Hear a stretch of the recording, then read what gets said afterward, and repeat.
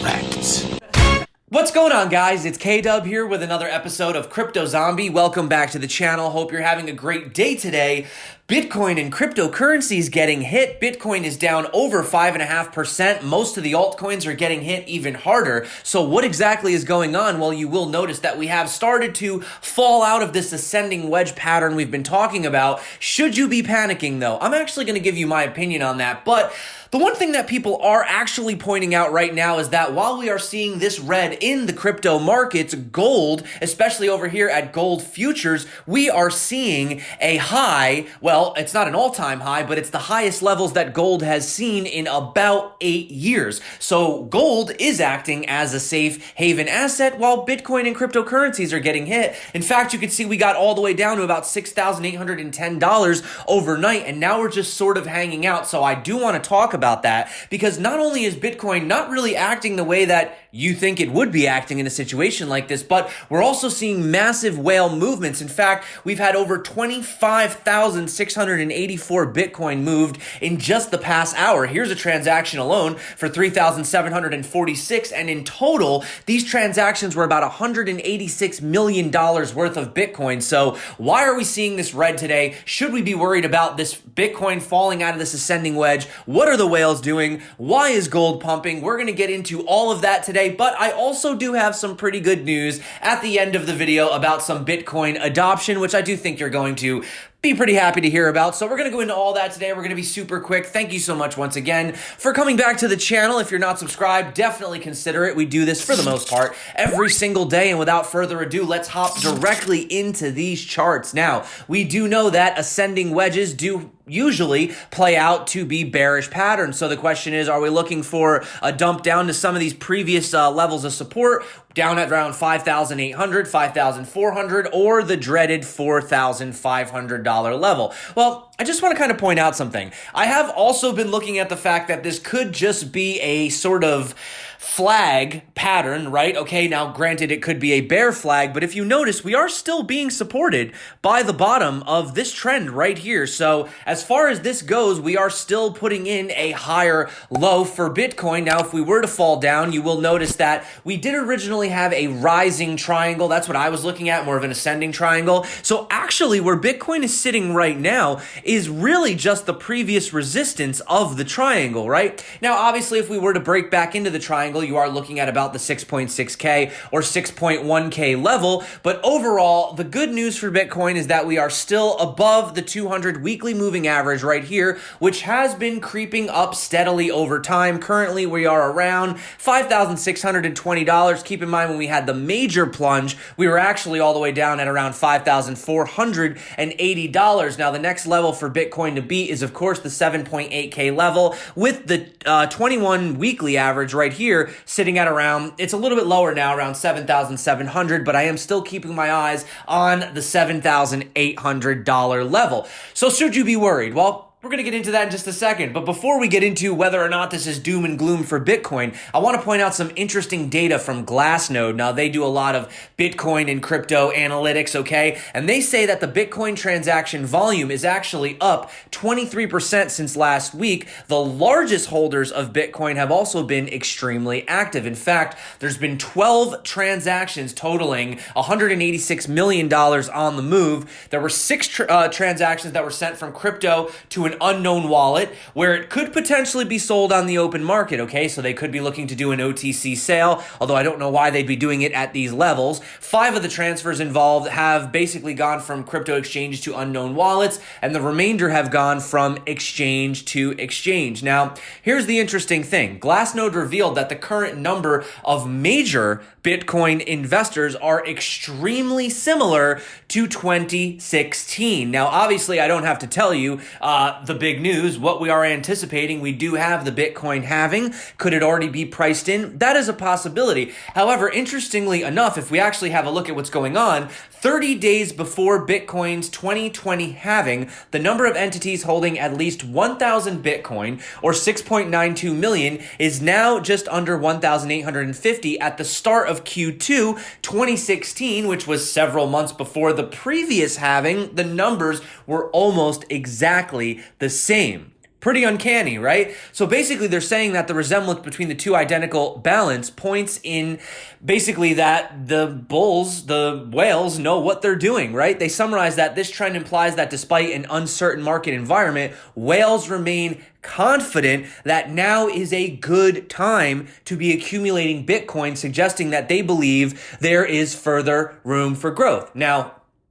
I know what you're saying. This doesn't make sense. Gold is pumping, Bitcoin is not, right? Well, one of the beautiful things about Bitcoin is that it's never really been 100% correlated. Now, some people say, well, the markets took a hit, Bitcoin took a hit.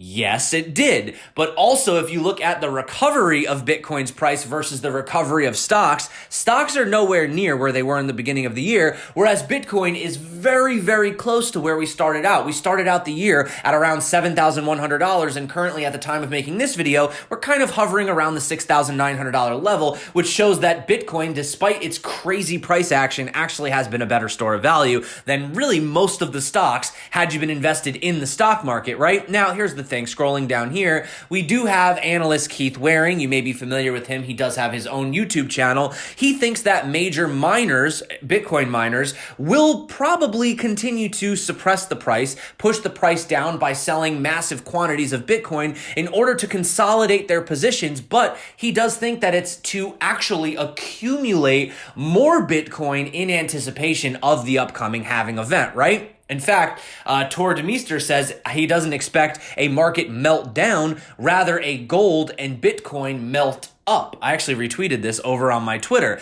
Now, why would this be the case? Well, I don't have to tell you about the $2.3 trillion in programs aimed at helping businesses and state and local governments. Now, interestingly enough, this was kind of some shattering news. The Fed announced that with some surprises, basically, that they're going to be purchasing junk bond ETFs. So obviously this announcement did spark a little bit of a jump for the price in stocks, a drop in the dollar, a sell-off in bonds, and obviously we do have our gold rally. Now you can see right here, gold, I mean, this would have been a great time to actually accumulate gold. However, what is the gold actually at from the bottom to the top? I'm just kind of curious. Had you bought at the bottom, gold is up.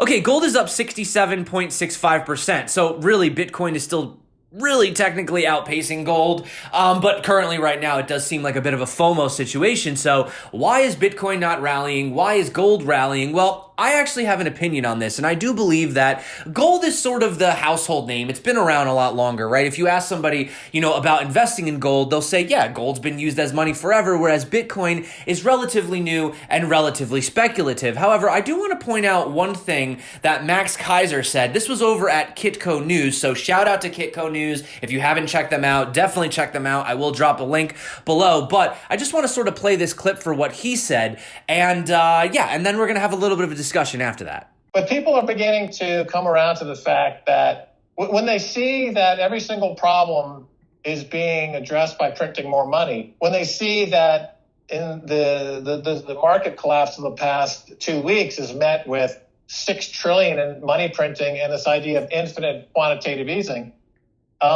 there's a great meme right now on the internet called the money printers go burr. Money printers go burr. Right? So it shows that the central bank and they show the stock market. And they show the central bank is trying to pump up the stock market by printing money. So those two things are now in people's consciousness. That's new.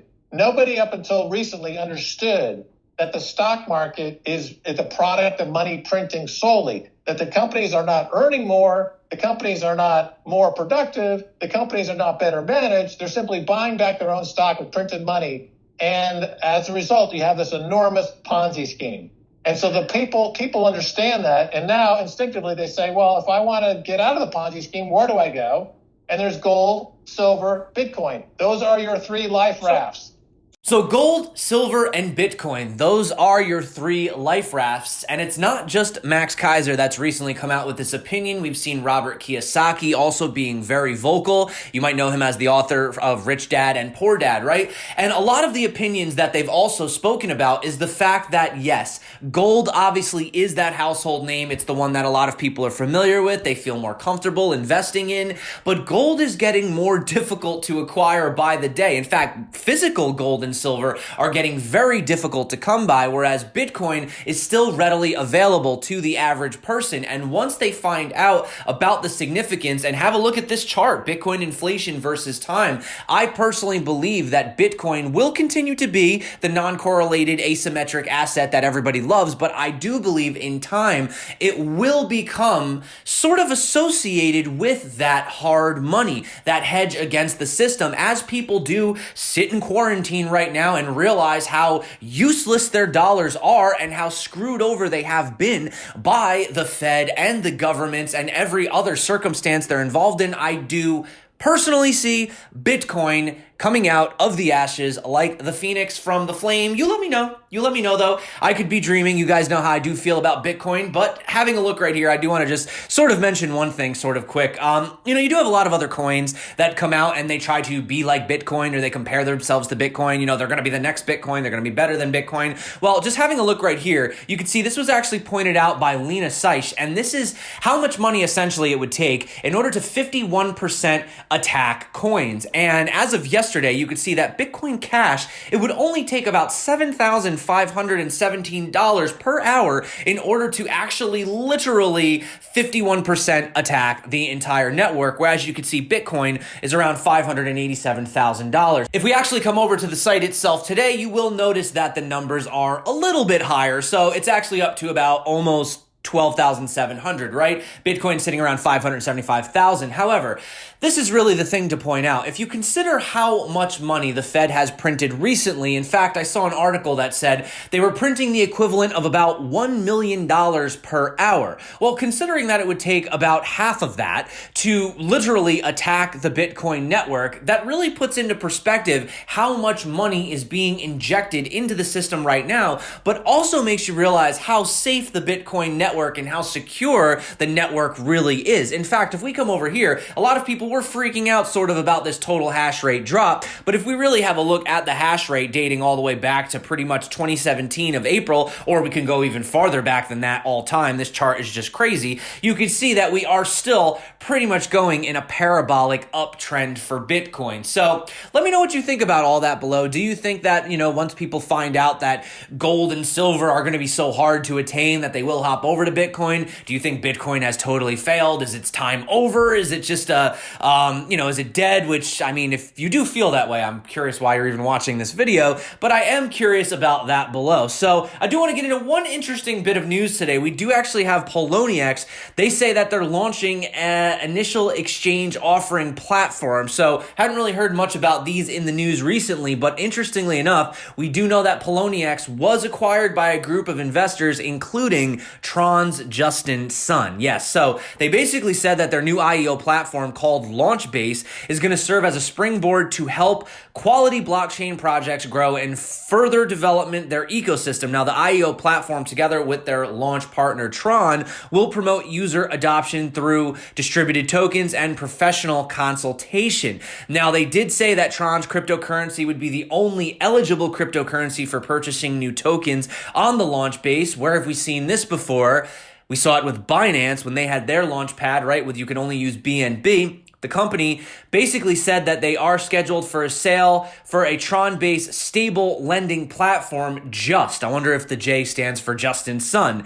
They say it's unclear whether Launchbase is exclusively for Tron startups or whether projects based on alternative protocols are welcome. However, I am curious to get your opinion. What do you guys think about these platforms in general? Are IEOs still even sort of something that's appealing? Is the risk versus the reward? Would you even invest in an ICO at this point, or do you think at this point it's time to really focus on sort of established projects moving forward? I am surprised to see that this is still actually something that these projects are doing, especially over at Poloniex, but let me know if that is something that you guys would actually be interested in doing. But I do want to end today's video on some positive news, and this is that Visa has joined with startup Fold to roll out a debit card that offers rewards denominated in Bitcoin instead of cash cash or airline miles. Now, the reason that this is pretty amazing is because, we have seen the backed consumer app looking to sort of put all of these reward points in one area.